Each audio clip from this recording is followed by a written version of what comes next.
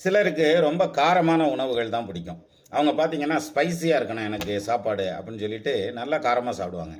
சிலருக்கு வந்து பார்த்தீங்கன்னா, ஸ்வீட்டு ரொம்ப பிடிக்கும். மற்ற சுவை வந்து விரும்பி சாப்பிட மாட்டாங்க. சிலர் புளிக்குழம்பு அப்படிங்கிற அந்த புளிப்பு விஷயங்கள நல்லா சாப்பிடுவாங்க. இத வந்து ஜாதகத்தில ஐடென்டிஃபை பண்ண முடியுமான்னா, எதனாலும் ஐடென்டிஃபை பண்ணலாம். அப்புறம் என்ன இத பண்றதுக்கு என்ன? அதாவது எப்படின்னா, லக்னத்திலயோ 4ஆம் இடத்திலயோ செவ்வாய் அல்லது சூரியன் இருந்ததுன்னு வச்சுக்கோங்களேன், நிச்சயமா அவங்க வந்து காரத்த விரும்பி சாப்பிடுவாங்க.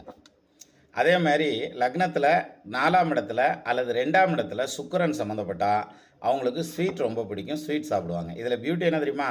காரம் சாப்பிடுறவங்க ஸ்வீட்டு விரும்பி சாப்பிட மாட்டாங்க. ஸ்வீட் விரும்பி சாப்பிடுறவங்க காரம் அவ்வளவா சாப்பிட மாட்டாங்க. ஏன்னா சுக்கிரனுக்கும் சூரியன், செவ்வாய்க்கும் பகை. அதனால அந்த மாரி. சரியா? புளிப்பு சாப்பிடுறது அப்படிங்கிறது அது எப்படி?